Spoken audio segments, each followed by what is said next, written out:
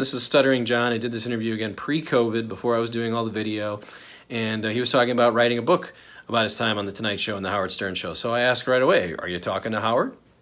I guess we're okay, but, you know, he's not gonna like the book, and, you know, it's not like, hey, I'm just gonna call Howard, you know, an a-hole, and, you know, and that's it. It's not gonna just, like, it's not, I mean, the motivation is not, okay, let's, you know, write a book and bash Howard. But, you know, look, it's going to be candid, and I can't not tell stories that happened that were, you know, that were true, that where Howard was not really, you know, he wasn't the nicest guy. And there were things that he did that were kind of, you know, they were kind of shady and wrong, and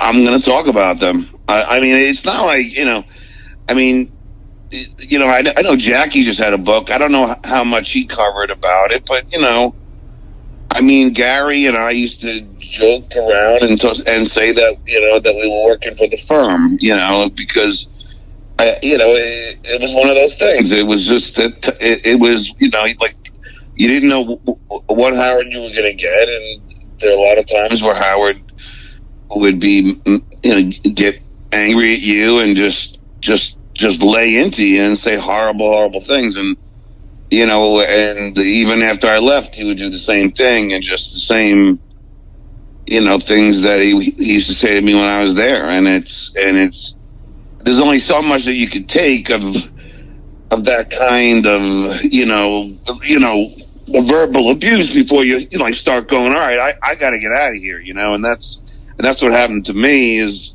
I mean, you know, I told what would be my wife as soon as, you know, I started dating her, I said, I got to get out of here. And that was only 5 years into the Stern Show, because I just, you know, I didn't like to hear, like, Howard tell me what a loser I was every day. You know, after a while, you're just like, you know, all right, you know, it kind of starts, you know, like eating at you, you know what I mean? Yeah. Well, he didn't use the robo-spanker on you, though, right? There's no hashtag Me Too stuff coming, right? Or no? Maybe he did. No. I think, you know, like, and there's also a lot of good things to say about him. I mean, the guy gave me my start. I'm grateful, you know, to him for that. And you know, and we had a lot of fun. So it's, you know, it's not, that's what I'm saying. It's not like, okay, I'm going to just, you know, call Howard an a-hole and that's it. It's you know, like, you know, everyone's flawed. I mean, I'm flawed. And, you know, and so is Howard, and, you know, and I'll address those things. I'm going to buy the book. You've just sold it. Thank you. I think the thing that I thought when I was watching this, I grew up watching you guys. I grew up listening to you guys. And I always felt like he would literally come off the air and go, oh, you know, that was just on the air, right? And he'd even say that. You know, this is just my personality on the air. But you could tell, it's like, how much can you be called Baba Booey, or told that your teeth are too big, or told you're a stutter? Like you said, the stuttering thing. Before you just say, this is terrible. This isn't fun. Yeah, well, that's the thing. I mean, I'm so sorry that I'm yawning. You know, it's like contagious. As soon as I start yawning, I'm like, it has nothing to do with you, Brad. Yeah, I thought I put you to sleep. This would be a first. Usually, No. It's you know, like, and as far as, like, I can speak for myself, but I'm pretty sure Gary would agree. I mean, it wasn't the Baba Booey stuff. It wasn't. I mean, he didn't. Gary doesn't care about that. I mean, it's more of the, you're a loser, you know, you're worthless, you know what I mean? Like, the only reason, you can't ever get a job anywhere else, you don't have any talent, and just, like, saying stuff like that is just, you know, I mean, look, the guy told me to abort my first kid because I wasn't fit to be a dad, while my wife was like 6-7 months pregnant, you know. You know, like, just, you know, and it wasn't like after the show he'd come up to you and say that he was just kidding. He never did that. But that's what's crazy. As a listener, you kind of take you guys as characters, and you just kind of laugh at, as we're listening. We're like, oh yeah, Stuttering John, and bored as bah. But you forget you guys are not characters. You're actually really real people. Yeah, and like, you're not Beetlejuice. No, and I didn't care about Howard goofing on my stutter or anything like that. There are a lot of things I really didn't care, but it was just the things where, like, there was one time, you know, I didn't agree with him on something, and he said if I don't say he's right and I'm wrong, then I'm fired. You know, it's almost like you're kind of bullied in a way where you just, you know, he's the boss, you know, and the hard part is that you looked up to him, you know, like for me, I was a huge fan of his, so, you know, like I looked up to him at the same time, so it's like, you know, and, you know, and I was beaten up by my dad, and now it just seemed like I walked into a shop where it was the same kind of behavior, although Howard never hit anybody, but, you know, and you know, you just got beaten up on the air, and it didn't exactly help your esteem. No, and that's funny. I'm just thinking back about how I used to listen, like I said, listen to this thing every day, have plenty of recordings of old, and it as I think back about it, it is abusive, it totally is, but you don't think about that. You're just kind of laughing, you know. He doesn't abuse Robin, but then Fred and Gary and Artie and Jackie, you guys just literally just had to take it because this is fun, you know. It's like, you know, we're just having fun here, but we can't really say anything back. Well, that's the thing. I mean, you know, and then there were times like I was just in El Paso doing stand up, and there was a guy who showed me a tape of where he was fighting. There was a time where I did fight Howard back, and I'm like, really? And he played it for me. I'm like, yeah. I'm like, holy crap! I actually did go head to head with him sometimes, but it didn't matter. Like, it's just, you know, he's got to understand he's the one in the power position. He's the boss. You know, so at the end of the day, he has to win because, you know, if we, God forbid, we won, I mean, you know, we'd be out of a job. That's how it seems, you know. So it's just one of those things. I mean, yeah. If that was going on today, I'm sure it would be called out, you know, because it would definitely sound like his people were being bullied, you know what I mean? You would AJ Benza him. Yeah. You know, I recently, you know, became friends with AJ. He came on my podcast, and he asked me to slap him so it would be even, and I was like, unwilling to do it. He's like, John, just do it, and do it hard because, you know, I deserve it. So I did, and I slapped him in the face, and I guess now we're even, and you know, AJ and I are friends. Well, I'm sad about that. I like that you kind of took it. I always wondered about how. I mean, I never really tried to call in, but maybe once or twice. I'm like, all right, I'm going to call in. How did people get through? I mean, you always had your whack packers getting through, which was obviously I don't know, they have a special number, but how would I mean, I was screening calls all the time. I mean, you get through if you said something interesting or something like against somebody on the show, or, you know, and then if you wanted to kiss Howard's ass, sometimes I put that through because, you know, there's a chance he picked that up, and then I would get a lot of the whack packers on the phone. So I mean, I put it this way: Jeff the Drunk, I would put on hold and type it into Howard's computer, and for 9 months, I would say 9, as Gary would say. I would tell Howard, you should pick this guy up. He's great. And Howard would never pick him up. And finally, he picked him up. And that guy became a huge, you know, star of the Whack Pack, you know, Drunk. But, I mean, you know, I'd find these guys all the time. It was like, I'd call it, you know, I was fishing for humans, you know. You mentioned Gary, and I guess he's still there, right? I mean, it's amazing. How often do you talk to Gary? And I got to say, man, that pitch against the Mets that in 2009, he deserved everything he got that day because that was so miserable. I know it's terrible that we're talking about making fun of a human being, But man, Artie and Howard and anyone who called, that was incredibly.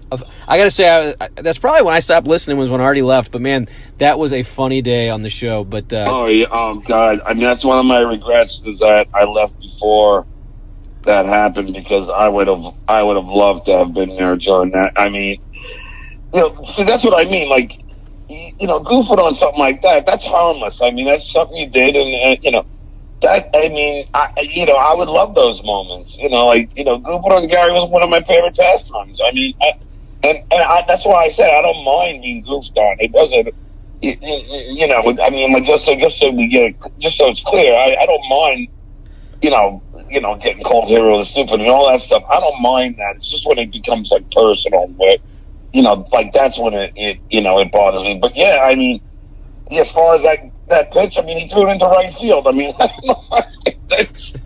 and I can just imagine his kids were there, and oh god, it's just typical Baba Booey. Oh, and the stupid tape. Why would he? I mean, $25,000 was not worth that to give that tape up. His personal life's annoying. Yeah, annoying. Yeah, in my book, I have his chapter is the good, the bad, and the bully, and it's chapter 9. And I'm going to try and make it so it will land on it. It'll be chapter 9. But yeah, I mean, Gary, put it this way, I mean, that's why like people like, they like say Gary has a great memory. He doesn't have a great memory. I mean, he might have a great memory for bands, like he's like a music, he's an idiot savant, like, without the savant. Like Hank the Angry Dwarf. But, yeah, I mean, but put it this way, if he has such a great memory, I mean, the guy collected animation cells and he couldn't remember what his favorite character was. I mean, come on. But this is why I really wanted to talk to you. I love that show and that dynamic, because you guys, you just stole his puppet and then he told you were fired. These practical jokes are the meanest things you could possibly do to people, and Howard's just sitting there conducting, watching you guys go at each other. That's the thing. I mean, and again, like, I mean, it was my idea to steal the puppet. I mean, it was very simple. We were in the studio, and Gary was going to bring the puppet to an appearance in Jersey, and then Jackie was like, "Hey, Howard, maybe we can rig it that the puppet breaks." And I said, "No, guys, I'll just steal it." And then Howard said, "John, do you think you can pull that off?" I go, "Yeah, I definitely can pull it off." And I did. I showed up a little early. I talked to the owner. I said, when at some point, just like take Gary, at like 1:10 in the afternoon, like take Gary for a tour of your place, and I'm going to send somebody in there to snatch it. And I did, and then we got in the car and took off, and then Howard and I were on the phone the whole weekend. This is where Howard and I, started to bond, and we were laughing our ass off. And then Gary would call me and go, "John, just be honest, did you take the puppet? I'm freaking out here." And I was like, "God, no, I'm here with my girlfriend. Of course I didn't." And then I call Howard back, and we laugh another freaking half hour about how Gary was sweating his ass off about it.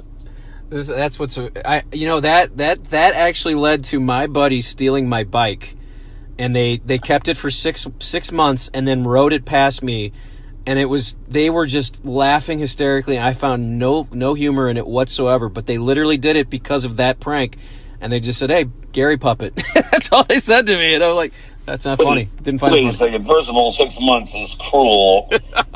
And second of all, is it a bicycle or a motorcycle? It was like a $500, Trek mountain bike. But it was like I bought it for the summer. I'd never had a bike, and they just stole it. So, but I love it. I'm enjoying just look. I mean, these are making me laugh. Think about these. You did the interviews. So you do Billy Crystal and Walter Cronkite.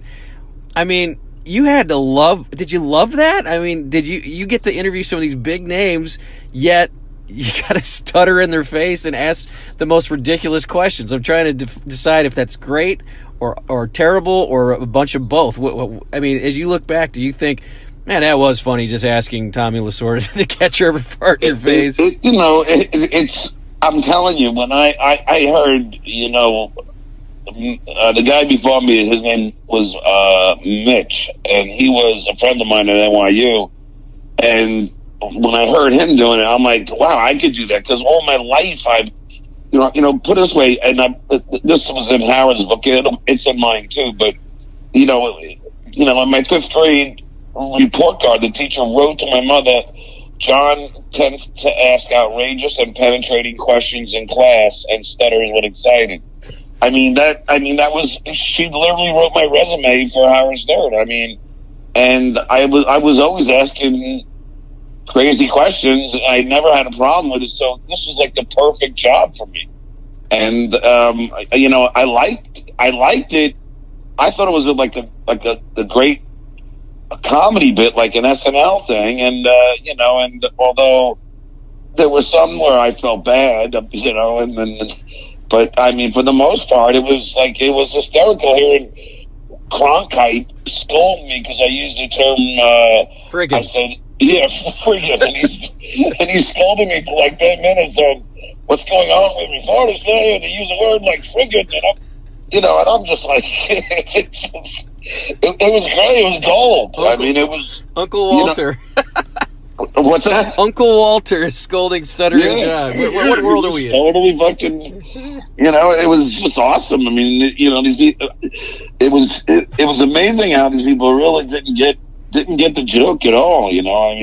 Until Billy. I talk about the interviews on stage, and I talk about a lot of that stuff. I'm going to be at Hey Guys. Let me ask you. I used to play the Funny Bone in St. Louis. Did Hey Guys become, did they take that over or something? So the Funny Bone is still in St. Louis proper, so it's on the actual other side of the river in St. Louis. The Funny Bone, there used to be another Funny Bone in Illinois, but now that is gone, and Hey Guys is there, and Hey Guys... I know, but wasn't the Funny Bone that was in Illinois, wasn't that in Fairview Heights as well? It was, yes, and it's closed down, and I think it's like a Noah's Ark. So it wasn't the same place. It wasn't the same place. No. I think it's you're going to be like I've gone to Hey Guys. I've seen Kevin Farley and Dustin Diamond there, so you're following some great company, and it's a fun place. You'll like the room. It's usually packed. They make very stiff drinks, so the people will enjoy that. But yeah, so you're on stage. That's what you talk about. Huh? You kind of going to run through the career a little bit. Well, yeah, I talk about stuttering, and I talk about the interviews, and I talk about my personal life, and everything from the Kardashians to the Tonight Show. It's like I cover everything. So and it's I talk about marriage and childbirth and children and everything. It's actually it's a fun show, and I've been doing this now for 18 years. I started out as a host, and then I got myself up to a middler, and then I finally became a headliner.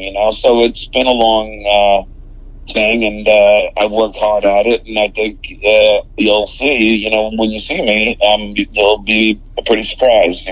Yeah, all weekend at Hey Guys Comedy Club this weekend. It's going to be great. So you've lost the stutter, so I think most people know what you got a vocal coach when you went to the Tonight Show. How did we kind of want to hear this stutter a little bit, John? Yeah, some people would get angry at me on when they would come to my comedy shows and I didn't stutter, they get pissed off. But I do stutter occasionally, and even during this interview, I could say you helped me on the Cronkite where the F. I can't say it right now. Friggin'. Yeah, friggin'. See, I stutter a little bit. There was some consonants that I had a problem with, like when I was trying to say, Mitch, my friend that I want to use, the M's are very difficult. So I do stutter. I become a master at knowing the tricks and how to hide it. And I'm a walking thesaurus. If I can't say great, I'll say, amazing. I'll say anything, just whatever is easier, without even skipping a beat. So I've become pretty damn good at it. And it's funny because, I had to teach myself all these tricks, and then I saw that movie, The King's Speech, and they knew those tricks freaking what, 100 years ago. I mean, like, where the hell were these speech therapists, when I was going to school? I think it's more tired John instead of stuttering John these days, it sounds like. Yeah, right. Just yawning John. Yeah. Well, I will say I had 2 small strokes, so they put me on. I know it's because I'm so like I can't believe that it would happen, but I guess because I had like really high cholesterol and high blood pressure, so they put me on all this medication. So, that's why I just get tired, easy, which is. But hey, if it keeps me alive, I'm glad I made fun of it. That's a great host. Yeah. So just a couple more minutes here I did want to ask you about being on the Tonight Show and just kind of that job and working with Jay Leno. I know people who didn't listen to Howard saw you on there, and just tell me a little bit about what it was like to just literally go from being on this incredibly anti-PC show to being on the Tonight Show. That was the franchise, and being their announcer and doing kind of the stuff. And was Jay trying to piss Howard off by taking you, or did he say, hey, I liked what I saw when he was on the show? Tell me a little bit about that battle, because man, Howard still hates him. See, the real story of it is that a segment producer who was there, Dave Berg, had he was watching me on I'm a Celebrity, Get Me Out of Here. And he was the one who thought, wow, this guy would be great, on our show. And then he had the executive producer, Debbie, watch, and they really liked me on that show. And then they booked me as a guest on the Tonight Show, and I was a guest. And, I made everyone laugh, and I did, a good job. I did a good appearance, and after the segment, the executive producer and head writer offered me a job. And initially it was just as a correspondent, and I had to turn it down because, I talked to Gary and I talked to Robin, and, I tried talking to Howard about it, and he refused to talk to me. So I turned that down twice, which just killed me because, I went to NYU, I majored in film and television. I mean, it's my dream to be on a freaking, a television show of that stature. And I turned it down, and this is what the weird thing is. It's like I'm turning this down. Meanwhile, I'm on the air with Howard, and he's telling me that nobody wants me, and I'm a loser, But then finally, the head writer, actually, him and his wife, they come up with the idea of me being the announcer because they weren't thrilled with the announcer then they had, and then it was enough money for me to leave. So it wasn't Jay's. It wasn't like Jay had anything to do with the decision process. It was more of the executive producer and the head writer. Jay was asked, and he said fine, because Jay liked me. And when the time came, Jay asked me, "Hey, do you want me to, call Howard?" And I said, "No, I should tell him. I thought that it would be proper since Howard gave me my start. I owed him that." And then Howard went off, for years on Jay, and Jay really didn't do anything. It wasn't, he tried to do everything right. And, what was, and it's so weird. So many people move jobs. Look at, Strahan, he goes from Kelly and Michael to Good Morning America. People leave jobs all the time. I don't know why it would be such a big deal, and unfathomable that I would leave, And it's like, even with that, again, I call Howard a hypocrite because, he left K-Rock to go to, to go to Sirius. Why is it okay for him to leave things, but it ain't okay for me? It's very interesting. The more you talk about it, yeah, it's but no one can leave, which is crazy. But well, yeah, you tell me one person, me, Jackie, Grillo. You tell me one person who's left and is actually on good terms now. We're all banned from the show. And even Gary, if Gary talks to me, he swears me to secrecy because he's afraid, because they're not even allowed to talk to us. Their staff now is not allowed to talk to us. And it's like, put it this way, they have a writer there now who I helped get the job. And he was a writer's assistant on the Tonight Show, and he was a friend of mine, and I helped get him a job there. And he came out to L.A. and he visited all his friends, and he would not even visit me because he was afraid to hang out with me, that he would, that he'd get in trouble with Howard. Sounds like a concentration camp up there at Sirius. I don't know what's going on. Yeah, no, it's a real sick place. I mean, I've spoken to, I've done extensive, believe it or not, I have a lot of research on what goes on there now and what Howard has become, and I mentioned it in the book. It's sad in a way. He's become everything that he once goofed on.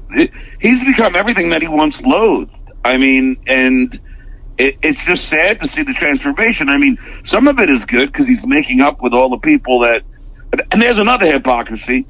He's making up with all these celebs like, Rosie O'Donnell and all these celebrities that he once trashed, Jennifer Aniston, but yet he won't make up with us. He won't make up with the Stuttering John and Jackie the Joke Mans, who helped him in like, it's not like, look, he gave me my start. He certainly helped me, but nobody's going to tell me I didn't help him by, doing the interviews and being, the Esther and, doing stunts like stealing like Gary Puppet. I helped him with some damn good radio. There's a stutter. I wanted to give you one so you didn't think I was a fraud. That was good.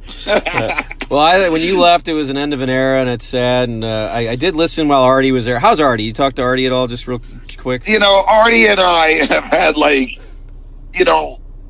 and this goes to be the same with a lot of people. I mean, even if like my friend pointed out, if you Google Artie and Howard, it'll be like one day Artie loves Howard, the next day Artie's saying Howard's the biggest piece of ass, going. I don't know if I'm allowed to curse, which is why I'm not cursing. Yeah, curse away, it's fine. Oh, okay. Well, anyway, so like Artie goes from and that's how it was with me. I mean, Artie will be like, I love John. John's great. And then the next day, John's an idiot, and he just goes back and forth. And quite frankly, I'm just over it. I don't even, as soon as he got on the Cumia show, I knew he was going to corrupt Anthony, because I was on Anthony's show so many times, and we had such a blast. And the producers and everyone told me how well we were together, and Anthony knew how well we were. But as soon as Artie gets there, it just becomes the Trash John hour, and that seems to be all they do now. So I don't really talk to Artie. I wish him well. I don't know how much longer he's got on this planet, but I don't hate the guy. I just I don't talk to him now, and he's a troubled guy. He's got a drug problem. I mean, I do his podcast and, do Anthony's show, and Artie's nose is bleeding from, snorting heroin. So, I mean, the guy is on a death wish. So, you got to feel bad for him that, that he hates his life that much, that he's got to, do drugs and, I don't know, literally try and kill himself. That's what he's doing. And he's doing it in front of people's, so people can sit and watch him. I won't watch Anthony's show because I don't want to watch Artie die, and that's just what it is Artie, he's talking in the nasally and his big nose from all the heroin that he's snorting. It's just, I mean, the guy's trying to kill himself. I mean, and it's sad that he doesn't have some good friends out there to just intervene. But I guess he just doesn't care. Yeah. Well, what an uplifting way to end the show here today. I'm sorry. No. Look, I'll say Artie's one of the funniest guys I've ever met, and Artie and I had some great times together, and we had some great times on the air, and he became my best friend on the show, and he was the one who I confided in before anybody that I was leaving the Stern show to go to the Tonight Show. And just to give you I'll give you a funny story. Artie knew that I was leaving the Stern show in March, and I had come up with this bet with Artie that he couldn't hit a fastball thrown by a female softball pitcher. So that was going to happen in Vegas in April, and now, Artie knew I'd be out of there in March, and we had $1,000 bet. So while we were talking about the bet on the air, Artie starts going, John, put the 1,000 on the table, put it on Howard's desk now, put it on his desk now. And I'm like, why? And Howard's like, why, Artie? If John loses, he'll pay you in Vegas. And Artie's like, no, just tell him to put on the desk now, because Artie knew I wasn't going to be there with him in Vegas. I'll have to go back and listen to that. I also, yeah, it's so funny. And I knew why Artie was doing it, but Howard had no clue. And it's hysterical. But that's the kind of thing, like, Artie and I really had so much fun on the air. But I'll tell you this, if any fan wants to watch literally my favorite hour on the Stern Show, and that involves Artie, it's me and Artie, and it's after we got back from, I think, Columbus, Ohio, doing stand-up. And I go over, the first half hour is me going over what Artie ordered at the Steak and Shake drive-thru. It was literally like freaking half the menu. And I goof on Artie for a while, but then I talk about how I drank orange juice and there were maggots in it. and I start like going to throw up and making those noises that you do before you drop. Artie then immediately thinks I'm trying to get a lawsuit against Tropicana, and he starts goofing on me. And it literally, after the hour, Scott DePace, the director, pulled me aside after I got out of the studio and went, John, that is in my top 10 of funniest hours ever on the Stern Show. So if you want to Google it, just Google Stuttering John Artie, orange juice and maggots. And I'm telling you, if you YouTube it is the funniest hour that you'll hear. I'm telling you. I can do Artie what he was doing. He goes, that Continental Airlines. It was funny. Yeah, exactly. Man, it was exactly. Do you remember that one? Oh yeah, totally. Like I said, I was 98 through about 2009. I was a loyalist, so I had these things playing. When you guys were off, I'm like, all right, let's go find another. Let's find an old clip to listen to. So yeah, I mean, you guys made me laugh nonstop. Yeah, are you going to come to the show and at Hey Guys? Definitely going to get over there. Try to get over there. I think the Saturday night one sounds like it's going to be a blast. Well, look, if you come to the late show on Saturday night, then we'll hang after, and I can tell you some more inside stuff with Artie and I about things that we would do on the air that nobody knew, that like our little things that we would do, that we were really, it was just a funny, we really had a good time on the air together. I'm going to now make that a point to find you. I had so much fun. I did the last thing. It says U.S. Senate. You're running for the U.S. Senate. Is this true? It was a goof, and then I started seriously thinking about it. But I'm not. I mean, Artie, ran away with it, and but it started out as a goof. Then I started thinking about it, but no, I'm not doing it. Right. And it would have. Come on, it would be funny. Like. If you thought if you thought that Ted Cruz had a long filibuster, imagine mine. That's filibuster, right? Exactly. It take me 10 minutes just to say filibuster. You guys had Mary Carey ran for governor, so I guess Stuttering John for Senate. Well, now Sex and the City's Cynthia Nixon is running in New York. Yeah, anybody can run. It's crazy. Yeah, now The Rock is going to run for president. Oprah might run for president. I mean, Trump has opened the.